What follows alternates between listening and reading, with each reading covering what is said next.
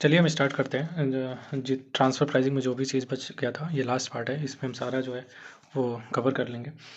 हमें जो है बचा हुआ था एक प्रॉफिट स्प्लिट मेथड, जो कि हम आर्म लेंथ प्राइस के 5 मेथड देखे थे ना, cup method, resale price method, फिर cost plus method, profit split method और टीएनएम मेथड, जिसमें से हमें 2 मेथड और करने थे। एक तो सबसे पहले जो है वो रीसेल मेथड में कर लेते हैं, वो बचा हुआ था रीसेल प्राइस मेथड।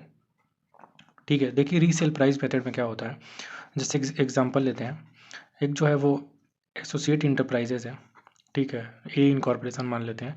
जिससे क्या किया, ए लिमिटेड ने, जो इंडिया की कंपनी है, ठीक है, इसने परचेज किया कोई भी आइटम, मान लेते हैं कि 18 लाख रुपीज़ में जो है उसने परचेज किया, ठीक।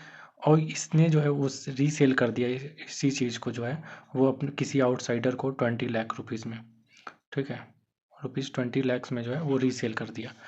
तो यहाँ पे तो क्योंकि ए इनकॉर्पोरेशन और ए लिमिटेड जो है वो आपस में एसोसिएट इंटरप्राइजेज हैं, तो हो सकता है इस प्राइस को जो है वो मैनिपुलेट कर दें। हो सकता है एक्चुअल में जो है वो कम में खरीदा हो, बट क्योंकि अपना प्रॉफिट कम करना हो ए लिमिटेड को, तो परचेज कॉस्ट जो है वो ज़्यादा दिखा रखा हो, 18 लाख रुपये, जबकि एक्चुअल में 18 लाख रुपये आर्म लेंथ प्राइस है नहीं। तो यहाँ पे आर्म लेंथ प्राइस कैसे निकालते हैं, तो हम नाम से ही पता चलता है, रीसेल प्राइस मेथड। मतलब आउटसाइडर को ये जितने में सेल किया है, वहाँ से जो है हम आर्म लेंथ प्राइस निकालना स्टार्ट करते हैं। मतलब रीसेल प्राइस मेथड, रीसेल कितना इसने जो है रीसेल कितना में किया है, तो 20 लाख रुपीज़ में अगर इसने रीसेल किया है, और सपोज डैट इसमें से हम क्या करेंगे, ग्रॉस प्रॉफिट जो मार्जिन होगा उसका लेस कर देंगे, तो यानी कॉस्ट आ जाना चाहिए। मतलब कितना में परचेज़ किया, और परचेज़ करने के बाद यहाँ पे जो 2 लाख रुपीज़ का उसने प्रॉफिट कमाया है, तो कितने ग्रॉस मार्जिन का प्रॉफिट जो है अपने कॉस्ट में ऐड कर रहा है, ताकि वो रीसेल प्राइस आ रहा है। तो हम अपोजिट चलेंगे, रीसेल प्राइस से जो है वो उल्टा आएंगे, और यहाँ पे हम उसका परचेज कॉस्ट निकालेंगे, जो आर्म लेंथ प्राइस बनेगा। ठीक है, आर्म लेंथ प्राइस के हिसाब से जो है वो परचेज कॉस्ट जो है यहाँ पे हम निकालेंगे। ठीक, तो देखिए होगा क्या, जैसे मान लीजिए रीसेल प्राइस उसने 20 लाख में किया था, ए एसोसिएट इंटरप्राइजेज से 18 लाख दिखा रहा है कि हमने परचेज कॉस्ट लगाया, उसको 20 लाख में उसने रीसेल किया था। अब क्या होगा, वो जीपी मार्जिन इसमें से लेस कर देगा, तो उसका जो है वो एक्चुअल कॉस्ट आ जाएगा। अब जीपी मार्जिन कौन सा लेगा, जैसे मान लीजिए किसी आउटसाइडर से अगर वो परचेज करता, ए लिमिटेड आउटसाइडर से परचेज करके और आउटसाइडर को बेचता, ठीक है, तो वहाँ पे कितना जीपी मार्जिन जो है वो चार्ज करता। सपोज डेट इस केस में 20% चार्ज करता, तो यहाँ से भी हम 20% जो है वो लेस कर देंगे, तो हमारा परचेज कॉस्ट आ जाएगा। तो 20 लाख में से आप माइनस कर दीजिए 20%, यानी 16 लाख रुपीज़ का जो है क्या हो जाएगा, आर्म लेंथ प्राइस। और ये आर्म लेंथ प्राइस 16 लाख रुपये हम कंसीडर कर लेते हैं, अगर कोई और फंक्शनल एडजस्टमेंट नहीं होता। चलिए हम फंक्शनल एडजस्टमेंट इसमें और भी कंसीडर कर देते हैं। जैसे मान लेते हैं हम एक ब्रांड वैल्यू था, ठीक है, जब हम आउटसाइडर से परचेज कर रहे हैं, तो आउटसाइडर की कोई ब्रांड नहीं थी। जब ब्रांड नहीं थी, तो इसने ब्रांड की वैल्यू जो है वो परचेज कॉस्ट में ऐड नहीं किया होगा। जबकि हम एसोसिएट इंटरप्राइजेज से जो आइटम परचेज कर रहे हैं, तो यहाँ पे मान लेते हैं कि उसकी ब्रांड की जो है वो वैल्यू थी। मान लेते हैं ब्रांड की वैल्यू जो है वो 2% ऑफ द रीसेल प्राइस था, ठीक है, 2% ऑफ द रीसेल प्राइस, मतलब 20 लाख का 2% आप निकाल लीजिए, 4 लाख जो भी है, ठीक है, 20 लाख का 4% आप 2%, सॉरी 2% आप निकालिए, 40,000 रुपीज़ जो है वो आएगा। तो यहाँ पे जो है हम ब्रांड की वैल्यू जो है वो 40,000 रुपीज़ ऐड कर देंगे, क्योंकि आउटसाइडर से जब हम परचेज कर रहे थे, हम आर्म लेंथ परचेज प्राइस निकाल रहे हैं, तो आउटसाइडर से परचेज करते टाइम हमें कोई ब्रांड की वैल्यू इसमें थी नहीं, और हम इसकी जीपी मार्जिन लिए है, तो इस वजह से जो है उसमें ब्रांड की वैल्यू जो है ऐड कर देंगे। सपोज डेट हमें परचेज करने में कोई हमारा जो है वो परचेज एक्सपेंसेस हुआ था, ठीक, परचेज एक्सपेंसेस हुआ था, तो परचेज एक्सपेंसेस को हम लेस कर देंगे। सपोज डेट आपको जो है वो 50,000 रुपये का जो है वो परचेज एक्सपेंसेस हो गया, तो 50,000 रुपये परचेज एक्सपेंसेस के नाम का जो है वो लेस करिए। ये लेस क्यों हो रहा है, यहाँ पे देखिए, अगर आप प्रॉफिट एंड लॉस अकाउंट बनाते हैं, तो हमें यहाँ पे जो प्रॉफिट आता है, तो आप उसमें से टोटल कॉस्ट जो है, यहाँ पे जीपी होता है टोटल कॉस्ट, आप जब लेस करते हो तो आपको प्रॉफिट मिलता है। इस टोटल कॉस्ट में आपका परचेज हुआ होगा, परचेज से रिलेटेड जो एक्सपेंसेस हुआ होगा उससे भी आप दिखाते हो, तो हमें तो इस वैल्यू पे पहुंचना है ना।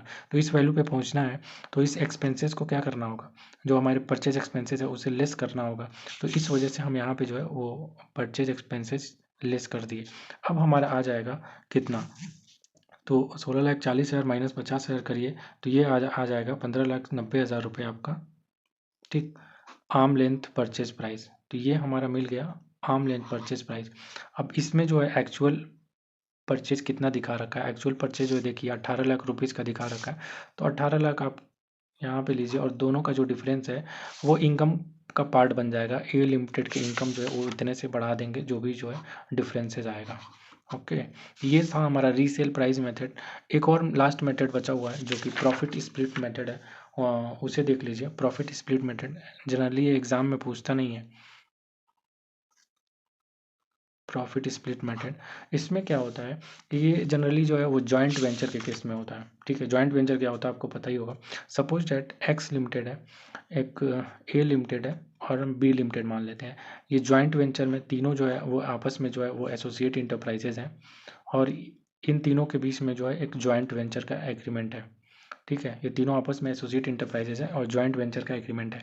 सपोज डैट इस जॉइंट वेंचर को जो है एक प्रोजेक्ट मिला सॉफ्टवेयर डेवलपमेंट करने का। ठीक है, जिसकी जो है वो कॉस्ट लेते इसके लिए उसने जो है वो $2 लाख चार्ज किया। ठीक, ए इनकॉर्पोरेशन मान लेते हैं। ए इनकॉर्पोरेशन फॉरेन की कंपनी है जिसे ये प्रोजेक्ट में सॉफ्टवेयर बना के डेवलप करके देंगे और इसके अगेंस्ट जो है $2 लाख जो है इसने चार्ज किया। ठीक है, अब ये क्या बोलेंगे, ये तो इस सेल प्राइस को आपस में मैनिपुलेट करने के लिए, जहाँ जिस कंट्री में टैक्स रेट ज़्यादा होगा वहाँ कम दिखाएंगे और बोलेंगे कि इनका सेल प्राइस ज़्यादा था। तो अगर हम माने कि कितना जो है वो ए लिमिटेड को कंट्रीब्यूट होगा, कितना बी लिमिटेड को कंट्रीब्यूट होगा, कितना एक्स को कंट्रीब्यूट होगा। सपोज डैट मान लेते हैं कि इन्होंने बताया जो है वो $60,000 जो है वो ए लिमिटेड को, जो कि इंडिया की कंपनी है, ए लिमिटेड को $60,000 कंट्रीब्यूट हुआ इस 2 लाख में से। फिर $40,000 जो है हम एक्स लिमिटेड को कंट्रीब्यूट कर देते हैं और बचा कितना 40,000 1 लाख रुपीज़ जो है इसे कंट्रीब्यूट कर देते हैं। तो ये हो गया ना 1 लाख, फिर 60,000 और 40,000, $2 लाख हो गया, ये आपस में बांट लिए। अब ये जो आपस में कंट्रीब्यूट किए हैं ये तो सिर्फ दिखाने के लिए कंट्रीब्यूट किए हैं। हो सकता है एक्चुअल में तो इसने कुछ और लिया हो, बट दिखा रखा है $60,000। इस वैल्यू को तो इस $2 लाख को बांटना ही तो है जॉइंट वेंचर में। ये कोई भी रेशियो पकड़ सकते हैं और उस प्राइस को मैनिपुलेट कर देंगे। यहाँ पे मान लेते हैं कि टैक्स रेट ज़्यादा होगा तो इसने सिर्फ और सिर्फ $40,000 कंसिडर किया है। यहाँ पे टैक्स रेट ज़्यादा होगा बी लिमिटेड के कंपेरिजन में, तो इसने 60,000 लिया हो। एक्चुअल में हो सकता है इसने चार्ज किया हो $80,000, कौन जानता है। तो इसको कैसे कैलकुलेट करेंगे, और आपको ये जब क्वेश्चन देगा ना तो इस क्वेश्चन में आपको एक रेशियो गिवन होगा जिसे बोलते हैं capital employed man power ratio. ठीक है, क्वेश्चन में दिया रहेगा सपोज डेट इस केस में एक्स ए और बी के बीच में 40% और 20, या फिर ऐसे बोल लें 4:4:2 का जो है ये रेशियो दिया हुआ है कैपिटल एम्प्लॉयड मैन पावर। तो इसी रेशियो में हम क्या करेंगे ना, प्रॉफिट को स्प्लिट करते हैं। नाम से ही पता चल रहा है प्रॉफिट स्प्लिट मेथड। तो इसी रेशियो में हम प्रॉफिट को स्प्लिट करेंगे और जो भी इसने सेल प्राइस, अब क्या होता है जब कॉस्ट में हम प्रॉफिट ऐड कर देते हैं तो हमारा सेल्स वैल्यू मिल जाता है ना। तो इसी फॉर्मूले पे जो है हम निकालेंगे इनका। पहले हम प्रॉफिट स्प्लिट कर देंगे कि टोटल प्रोजेक्ट ने कितना जो है वो प्रॉफिट कमाया। टोटल प्रोजेक्ट ने कितना प्रॉफिट कमाया वो कैसे आएगा, टोटल प्रोजेक्ट में कितना कॉस्ट लगा, मतलब सॉफ्टवेयर डेवलपमेंट करने का सपोज डेट हम ले लेते हैं कि $1,40,000 जो है वो कॉस्ट लगा। सॉफ्टवेयर जो है वो डेवलप करने में कॉस्ट लगा $1,40,000। तो यहाँ पे आपका प्रॉफिट आ गया कितना, $2 लाख आपने चार्ज किया, कॉस्ट लगा, यानी $60,000 जो है वो आपका प्रॉफिट आ गया। ठीक, तो अब इस प्रॉफिट को हम बांट दें और एक्स का कितना, अगर हम एक्स का आर्म लेंथ प्राइस सपोज चलिए निकालते हैं, ए का आर्म लेंथ प्राइस निकालते हैं, तो अगर ए का जो एक्चुअल कॉस्ट होगा अगर उसमें इसी रेशियो में इस रेशियो में जो भी प्रॉफिट बांटा जाएगा उस प्रॉफिट को अगर उसके कॉस्ट में ऐड कर दें तो उसका सेल्स प्राइस मिल जाएगा, आर्म लेंथ प्राइस। फिर जो भी डिफरेंस आएगा इसने 60,000 से जितना भी कम ज़्यादा आर्म लेंथ प्राइस आएगा उसके डिफरेंस जो है उसके इनकम में हम ऐड कर देंगे। तो देखिए इस केस में क्या होगा, जैसे हम ए लिमिटेड की बात करते हैं, ए लिमिटेड का आर्म लेंथ प्राइस निकालते हैं। सबसे पहले प्रॉफिट 60,000 आया, 60,000 को आप इस रेशियो में अगर डिवाइड करेंगे तो एक्स लिमिटेड को इसमें से 24,000 मिलेगा, ए को जो है वो 24,000 मिलेगा। ठीक है, और बचा हुआ $12,000 जो है वो बी लिमिटेड को मिलेगा। ठीक, तो ये तो इनके प्रॉफिट हो गए। अब क्वेश्चन में दिया रहेगा कि ए लिमिटेड को कॉस्ट कितना है, चलिए हम मान लेते हैं ए लिमिटेड को जो है वो कॉस्ट लगा 50,000 डॉलर पकड़ लेते हैं। 50,000 जो है वो डॉलर का ए लिमिटेड को कॉस्ट लगा।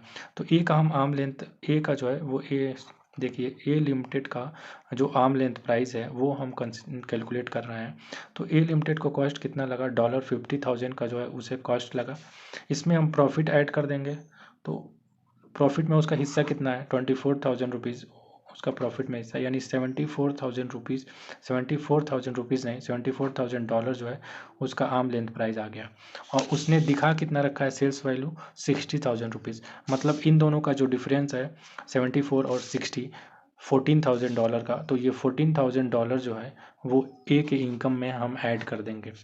और यही तो करते आए हैं अभी तक। तो ये आपको पता ही चल गया होगा कि हम इस डिफरेंस वाले अमाउंट को करते क्या है, उसके इनकम का पार्ट बना देते हैं। उतने से ये लिमिटेड का इनकम इंक्रीज कर देंगे और उस पर जो टैक्स लगना होगा वो लगेगा। तो हमारा ये दोनों मेथड भी कंप्लीट हो गया, रीसेल प्राइस मेथड और प्रॉफिट स्प्लिट मेथड। अब एक कॉन्सेप्ट बचा था, रेंज कॉन्सेप्ट। ठीक है, वो लास्ट रेंज कॉन्सेप्ट देख लेते हैं कि कब लगता है और किस केस में लगता है। देखिए, जैसे मैंने आपसे बताया था पहले कि अगर एक ही मेथड से, जैसे मान लीजिए अभी हमने कैलकुलेट किया प्रॉफिट स्प्लिट मेथड, ठीक है।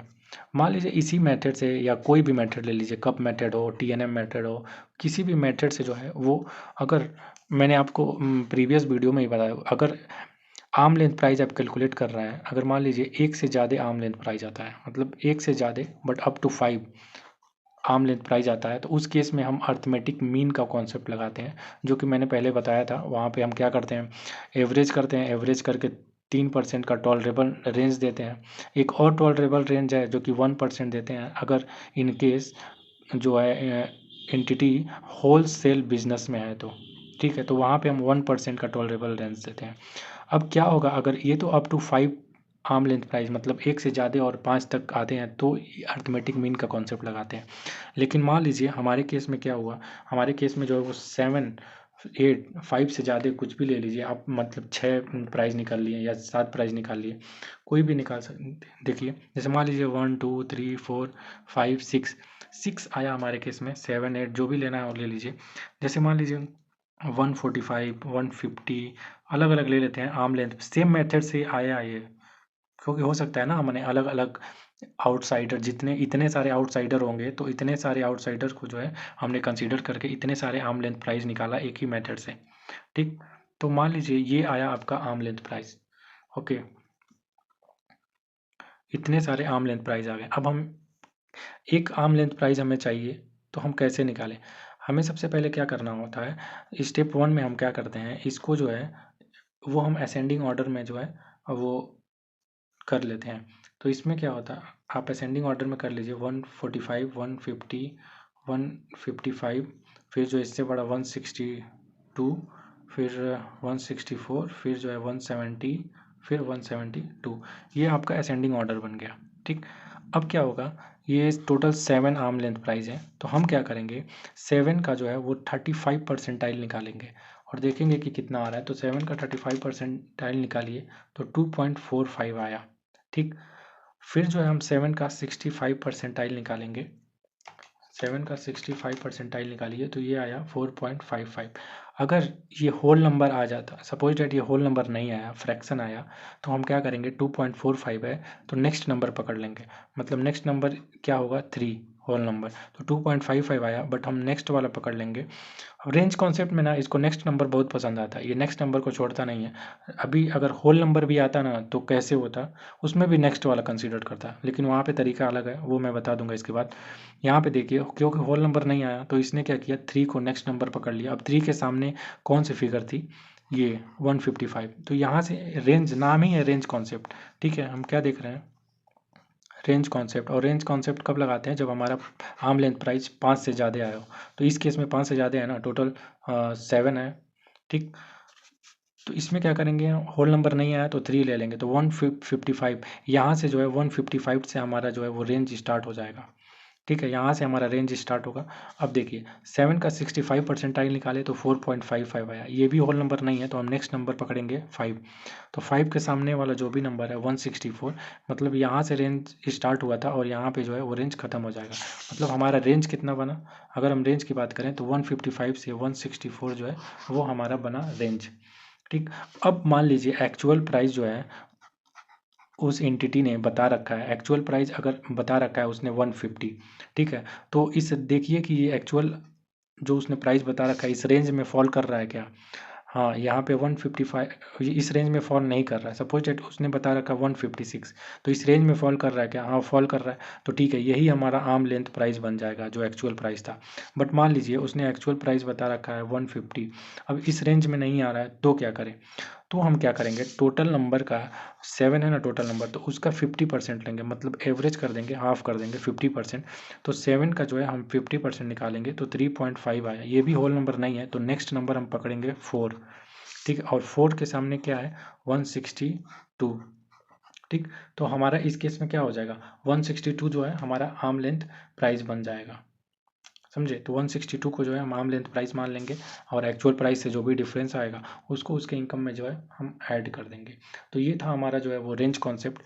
ये रेंज कॉन्सेप्ट का करने का तरीका था जब हमारा फ्रैक्शन में है। अब सपोज डेट इसी में अगर होल नंबर आ जाता तो क्या करते हैं, हम एक नेक्स्ट एग्जांपल लेते हैं। जैसे मान लीजिए 1 2 3 4 5 6 ऐसे करते करते 7 8 9 10 11 12 13 ऐसे करते करते बहुत सारे नंबर कोई भी ले लीजिए, मान लीजिए 110 120 130 140 150 160 165 170। पहले तो आप असेंडिंग ऑर्डर में ही करोगे ना। तो मान लीजिए सपोज डैट आपने जब भी परसेंटाइज निकाला, ये कितने भी नंबर गए आगे भी गए, मान लीजिए आपने परसेंटाइल निकाला, टोटल मान लीजिए 20 नंबर थे, मान लीजिए आप परसेंटाइल निकालते हैं। तो अगर हम पकड़े 10 का, मान लीजिए आप परसेंटाइल निकालिए 10 का, 20 का आप 35% निकालिए तो ये आया 7। ठीक, अब 20 का आप 65 परसेंटाइल निकालिए तो ये आएगा आपका 20 का 65% 13। ठीक है, तो 13। अब क्या करेंगे, ये तो होल नंबर आ गया ना, ये तो फ्रैक्शन में आया नहीं, तो क्या करेंगे 7 के सामने आप बोलेंगे कि 7 आ गया तो 7 के सामने ले लेना चाहिए। मैं आपको पहले ही बताया हूँ कि इसको नेक्स्ट नंबर बहुत ज़्यादा पसंद है, जैसे बेबी को बेस पसंद होता है वैसे रेंज कॉन्सेप्ट में इसको नेक्स्ट नंबर पसंद होता है। तो नेक्स्ट नंबर क्या करेंगे, 7 आया, 7 को 165 ये कंसिडर करिए। अब क्योंकि होल नंबर आ गया तो ये भी आप लेंगे और ये बार बार नेक्स्ट नंबर की तरफ बकता है तो ये भी नंबर लेंगे। अब इन दोनों का जो है एवरेज कर लेंगे 165 प्लस 170। ठीक है, वो आप एवरेज करके एवरेज निकालेंगे 165 170 डिवाइडेड बाई 2 कर लेंगे, तो 165 प्लस 170 डिवाइडेड 2 करेंगे तो ये आ जाएगा आपका 167.5। ठीक है, तो यहाँ से जो है आपका रेंज स्टार्ट हो जाएगा, यहाँ से अब आपका रेंज जो है वो स्टार्ट होगा। अब रेंज खत्म कहाँ होगा, जैसे मान लीजिए और भी आगे नंबर बढ़ाते हैं 175 180 185 190 195 200। ठीक, इतना आया। सपोज आप 65 परसेंटाइल हम निकाले थे तो 13 आया था, मतलब होल नंबर है तो 13 के सामने वाला 195, लेकिन नेक्स्ट नंबर पे भागेगा क्योंकि इसको नेक्स्ट नंबर पसंद है तो दोनों का एवरेज निकाल देंगे। तो 195 प्लस 200 डिवाइडेड बाई 2, इन दोनों का एवरेज निकालें अगर तो 195 प्लस 200 डिवाइडेड बाई 2, तो ये आ जाएगा आपका 197.5। तो हमारा रेंज कितना बना, हमारा जो है वो रेंज बना 167.5 से लेके 197.5। अब सपोज डैट एक्चुअल प्राइस जो एंटिटी ने चार्ज कर रखा है अपने एसोसिएट इंटरप्राइजेस से वो आ जाता है 168, तो क्या इस रेंज में है, हाँ 167.5 से 197.5 के बीच ही है। तो यही एक्चुअल प्राइस जो है ना आर्म लेंथ प्राइस बन जाएगा, यही actual price arm length price बन जाएगा। और सपोज डैट अगर ये नहीं आता 160 आ जाता तो इस रेंज में तो आ नहीं रहा है, तो हम क्या करते हैं, फिर हम जैसे वहाँ पे 7 का 50% लिया था ना हमने, टोटल नंबर का 50% निकाला था, तो यहाँ पे भी हम टोटल नंबर के 50% निकालेंगे। हमारे पास टोटल नंबर है कितने, मान लीजिए ये 20 तक गया था, हमने 20 के हिसाब से निकाला है ये सारा 20 नंबर तो 20 नंबर है, तो इसका हम 50% निकालेंगे तो हमारा 10 आएगा। तो 10 के सामने वाला बोलोगे आप ले लो, लेकिन इसको बार बार नेक्स्ट नंबर पसंद है, तो इन दोनों का एवरेज कर देंगे। अगर रेंज में फॉल नहीं करता है तब की बात करते हैं। जैसे एक्चुअल प्राइस मान लीजिए 160 आता है एक्चुअल प्राइस, जो कि रेंज में नहीं फॉल कर रहा है, तो हम क्या करेंगे, उसका 50% एवरेज निकालेंगे। 50% 10 आया, 10 के सामने वाला 180 आया, 180 ले लेते, बट इसको नेक्स्ट नंबर पसंद है, तो दोनों का जो है हम एवरेज कर लेंगे 180 प्लस 185 डिवाइडेड बाई 2, और जो आएगा वही हमारा आर्म लेंथ प्राइस बन जाएगा। ठीक है, तो इस केस में क्या आया 182.5, तो इस केस में क्या हुआ, आर्म लेंथ प्राइस हमारा 182.5 हो जाएगा। अब एक्चुअल प्राइस इसने कितना बता रखा है 160, इन दोनों के बीच का डिफरेंस जो है इनकम इंक्रीज कर देंगे उस कंपनी का जिसने एसोसिएट इंटरप्राइजेस के साथ ट्रांजेक्शन कर रखा है। तो ये हमारा दोनों केस हो गया, रेंज कॉन्सेप्ट भी हो गया। हमने दो मेथड छूटा हुआ था, जो प्रॉफिट स्प्लिट मेथड और एक और कौन सा मेथड था, प्रॉफिट स्प्लिट मेथड और रीसेल प्राइस मेथड, दोनों ही कर लिया हमने। रेंज कॉन्सेप्ट भी देख लिया। तो इसके साथ जो है हमारा पूरा पूरा ट्रांजैक्शन प्राइस के जितने भी प्रोविजंस हैं वो सारे खत्म हो जाते हैं। ठीक है, अब एसोसिएट इंटरप्राइजेस के एक दो केसेस जो है वो बचे हुए हैं।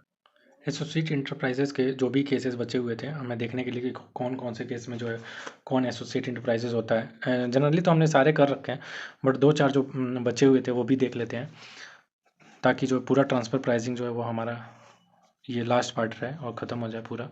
देखिए, जैसे मान लीजिए कि एक है के लिमिटेड। ठीक है, के लिमिटेड का क्या है, के लिमिटेड का जो है वो एक्स लिमिटेड में इसने जो है इससे जो है वो लोन ले रखा। ठीक है, इससे जो है ये लोन ले रखा है, मान लीजिए 50 करोड़ रुपीज़। या इस तरीके से देखिए, इस के लिमिटेड के पास जो टोटल डेट है ना, टोटल डेट मान लीजिए 50 करोड़ का जो है इसके पास टोटल डेट है। और इसने क्या किया, जिससे भी इस टोटल डेट लिया हो, चाहे किसी से भी लिया हो, इस एक्स लिमिटेड ने अगर इस लोन पे जो है ये गारंटी दे रखा है। ठीक है, मान लीजिए एक है एम लिमिटेड, इससे जो है इसने लोन लिया था 50 करोड़ रुपए, और एक्स लिमिटेड ने अगर इसको गारंटी दे दिया ना, तो ये आपस में जो है वो एसोसिएट इंटरप्राइजेज माने जाएंगे। एक तो ये केस बचा था जो हमने देख लिया, ये प्रीवियस क्वेश्चन में 94B जब कर रहे थे ना, तो इसी टाइप का जो केसेस था वहाँ पे हम गारंटी देने पे जो एसोसिएट इंटरप्राइजेज कंसीडर कर रहे थे, तो ये भी इंटरप्राइजेज का एसोसिएट इंटरप्राइजेज होने का एक कंडीशन था। दूसरा कंडीशन देखिए जो बचा हुआ था, जैसे मान लीजिए ए लिमिटेड है, ए लिमिटेड है, ये मैन्युफैक्चरिंग जो है मैन्युफैक्चरिंग बिजनेस में है। ठीक है, और ए लिमिटेड मैन्युफैक्चर करके और ये बेचता है जो भी बायर है, और मान लीजिए यहाँ पे जब ये इसे सेल करता है, तो यहाँ पे जो इस आइटम का प्राइस जो है ना, इस आइटम का क्या प्राइस होगा वो डिसाइड करता है बायर। जब भी प्राइस बायर डिसाइड करे ना, तो ये दोनों आपस में जो है वो एसोसिएट इंटरप्राइजेज माने जाएंगे, बायर और ए लिमिटेड। क्वेश्चन में कभी कभी दे देता है कि म्यूचुअली जो है वो प्राइस डिसाइड हुआ। आपको पहले स्टार्टिंग में मैंने क्वेश्चन भी करा रखा था, उसमें ये बोला था ये बात कि म्यूचुअली का डिसाइड करते हैं ना, तो उस केस में एसोसिएट इंटरप्राइजेज नहीं है। जब भी मैन्युफैक्चर है और उससे कोई भी अदर कंपनी बाई करता है, परचेज करता है, वहाँ पे अगर बायर डिसाइड करता है प्राइस, तो ही एसोसिएट इंटरप्राइज माने जाएंगे, म्यूचुअली के केस में नहीं माने जाएंगे। थर्ड एक बचा हुआ था, जैसे मान लीजिए कोई भी एक इंडिविजुअल पर्सन है, ये कंट्रोल करता है किसी भी एंटिटी को।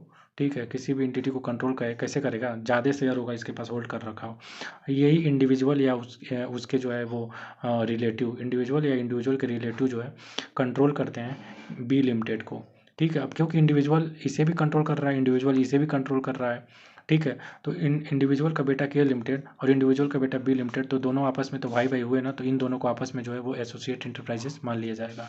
ठीक है, चौथा कंडीशन देखते हैं, जैसे मान लीजिए यही केस अगर एच का है और यही केस एच ने जो है वो के लिमिटेड को जो है वो कंट्रोल कर रहा है, और एच हिंदू अनडिवाइडेड फैमिली और उसके जो है मेंबर, ठीक है, जो भी उसके मेंबर हैं वो जो है वो बी लिमिटेड को कंट्रोल कर रहे हैं, तो एक ही फैमिली के मेंबर या एक ही फैमिली जो दो लोगों को कंट्रोल कर रहा है, तो उन दोनों का भी आपस में रिलेशन बन जाएगा और दोनों ही आपस में एसोसिएट इंटरप्राइजेस कहलाएंगे।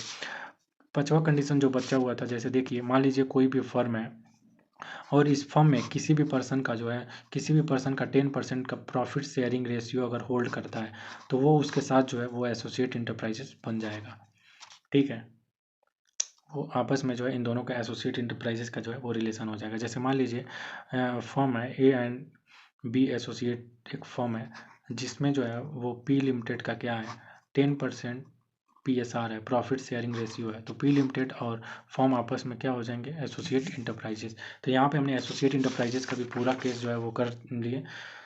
अब कुछ भी नहीं बच जाता ट्रांसफर प्राइसिंग के प्रोविजन में। आप अब आराम से चाहो तो स्टडी मटेरियल का पूरा क्वेश्चन लगा सकते हो, फिर भी मैं कोशिश करूंगा कि स्टडी मटेरियल के जितने भी क्वेश्चंस हैं एक ही वीडियो में, एक पार्ट में जो है पूरे क्वेश्चंस को जो है हम रिवाइज कर लें।